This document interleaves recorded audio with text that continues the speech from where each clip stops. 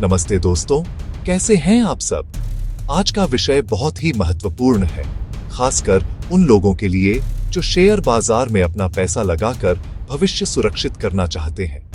अक्सर हमारे मन में सवाल आता है कि कौन सी कंपनी पर भरोसा करें, कहां निवेश करें, जहां हमारा पैसा सुरक्षित भी रहे और बढ़ता भी रहे। आज हम बात करेंगे उन कंपनियों की जो लंबे समय से निवेशकों का भरोसा जीतती आई हैं। ये कंपनियां सिर्फ पैसा ही नहीं कमाई, बल्कि देश के विकास में अहम रही। ये भारतीय अर्थव्यवस्था की रीढ़ की हड्डी है, जिन्होंने हर उतार चढ़ाव में खुद को साबित किया है। वीडियो लगभग 8 मिनट का होगा। Simple 3 point breakdown. सबसे पहले बात करते हैं उस कंपनी की जिसका नाम सुनते ही दिमाग में एक विशाल साम्राज्य की तस्वीर बन जाती है, रिलायंस इंडस्ट्रीज। ये सिर्फ एक कंपनी नहीं, बल्कि एक ऐसा इकोसिस्टम है जो हमारे जीवन के हर पहलू को छूता है। सुबह उठने से लेकर रात को सोने तक किसी न किसी रूप में हम रिलायंस की सेवाओं का उपयोग कर रहे होते हैं। रिलायंस की कहानी शुरू हुई थी टेक्सटाइल से पेट्रोकेमिकल्स रिफाइनिंग, लेकिन असली गेम तब बदला जब इन्होंने टेलीकॉम सेक्टर में कदम रखा। जियो के आने से पहले का भारत, महंगा डेटा, धीमी स्पीड। जियो ने आकर क्रांति ला दी। डेटा इतना सस्ता हुआ कि आज भारत सबसे ज्यादा डेटा इस्तेमाल करने वाले देशों में है। ये विजनरी स्टेप था जिसने भारत को डिजिटल युग में कैटापल्ट किया। जियो की सफलता सिर्फ सस्ते डेटा तक सीमित नहीं है। आज जियो के पास 40 करोड़ से ज्यादा सब्सक्राइबर्स हैं। रिलायंस अब जियो फाइबर, जियो मार्ट और दूसरी डिजिटल सर्विसेज दे रहा है। एक ही कंपनी, फोन, ब्रॉडबैंड, किराना, एंटरटेनमेंट। अब रिटेल, रिलायंस रिटेल भारत का सबसे बड़ा रिटेलर है। Trends, Reliance fresh, Reliance digital, Hamleys. Jio mart ने किराना स्टोर्स को जोड़ा, सप्लाई चेन ने मजबूती दिखाई, स्टोर्स तेजी से बढ़े हैं। एनर्जी अब ग्रीन एनर्जी पर भारी निवेश कर रहा है। जामनगर में giga factory, solar panels, energy storage बैटरियां, हाइड्रोजन इलेक्ट्रोलाइजर्स। लक्ष्य 2035 तक नेट कार्बन जीरो। निवेशकों के नजरिए से रिलायंस ने अच्छा रिटर्न दिया है। बैलेंस शीट मजबूत, कर्ज घटा है। निवेशक गूगल, फेसबुक, सऊदी अरामको। जियो और रिटेल के डिमर्जर से वैल्यू अनलॉकिंग की संभावना। एनर्जी, टेलीकॉम, रिटेल तीनों में लीडर। हालांकि जोखिम है रेगुलेटरी, जियोपॉलिटिकल, कच्चे तेल की कीमतें। इसलिए अपनी रिसर्च जरूरी है। रिलायंस एक विशाल जहाज की तरह है, धीरे धीरे मजबूती से आगे बढ़ता है।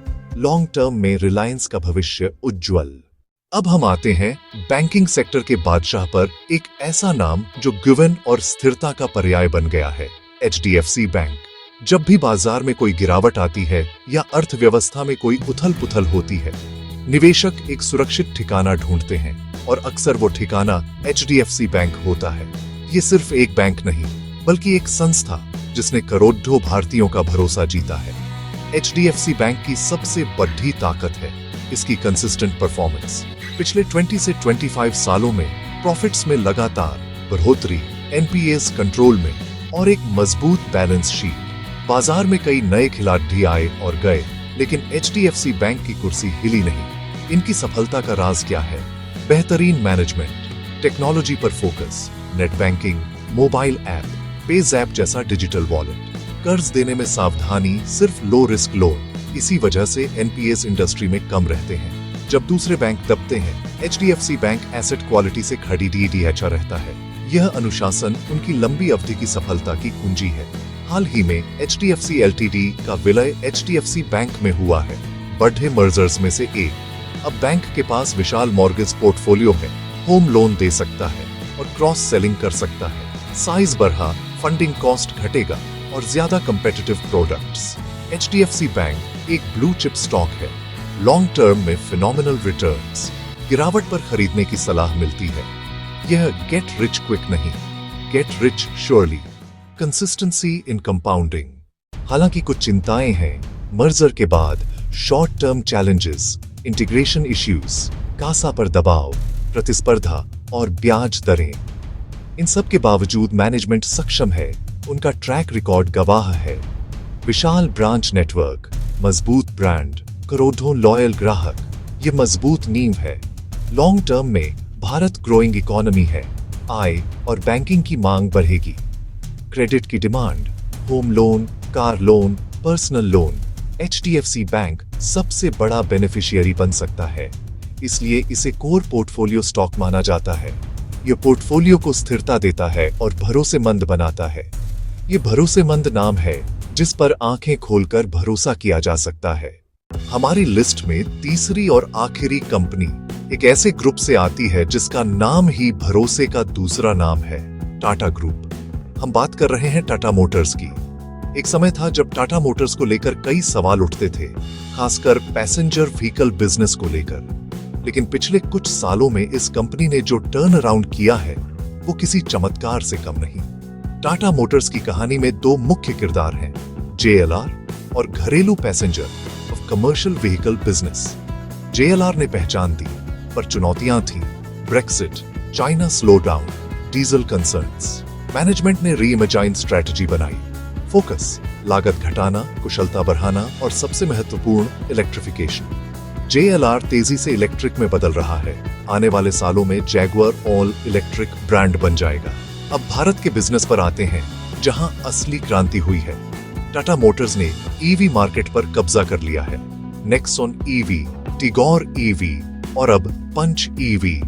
आज भारत की 60 दशकों पर दौड़ने वाली 10 में से 8 इलेक्ट्रिक कारें टाटा की हैं। टाटा ने सिर्फ गाड़ियां नहीं, पूरा EV इकोसिस्टम बनाया है।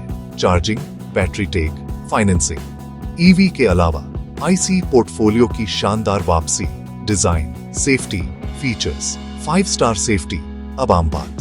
कमर्शियल व्हीकल सेगमेंट में भी लीडरंसा, ट्रक्स और बसें जैसे इंफ्रास्ट्रक्चर बढ़ेगा, CV डिमांड बढ़ेगी।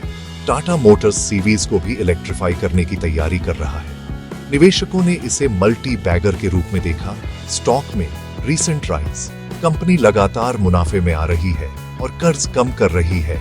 JLR सुधर रहा है और भारत का बिजनेस आग लगा रहा है। भविष्य EV पर टिका है, पेनिट्रेशन कम है, ग्रोथ पोटेंशियल बढ़ा, सरकार इंसेंटिव्स दे रही है, कंपटीशन तेज, महिंद्रा, Hyundai, MG, पर टाटा के पास फर्स्ट मूवर एडवांटेज है। Brand, distribution, loyal base, ownership experience, focus. Long term में टाटा मोटर्स ग्रीन मोबिलिटी का चेहरा बन सकता है। ये सिर्फ कार कंपनी नहीं, टेक्नोलॉजी कंपनी बन रही है।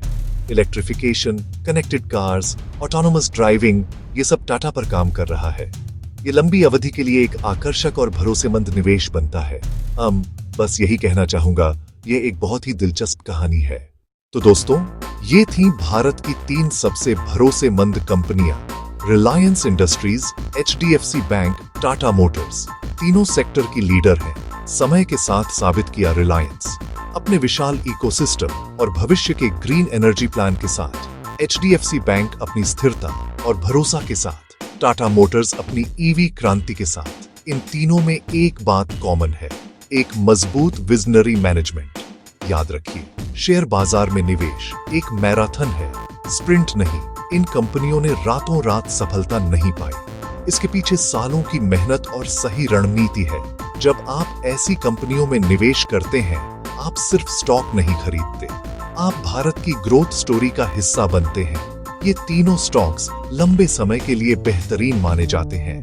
निवेश करने से पहले अपने वित्तीय सलाहकार की सलाह जरूर लें। ये वीडियो केवल शैक्षिक उद्देश्यों के लिए है। आपका पैसा कीमती है, इसे सोच समझकर निवेश करें। अपनी खुद की रिसर्च करें, कंपनियों को समझें और फिर कोई फैसला लें। Do your own research. अगर आपको इस वीडियो से कुछ सीखने को मिला तो इसे लाइक करें और अपने दोस्तों के साथ शेयर करें। आपके सवाल या सुझाव हो तो कमेंट में बताएं। सब्सक्राइब करें रोजाना मार्केट अपडेट्स के लिए। शिव शंकर।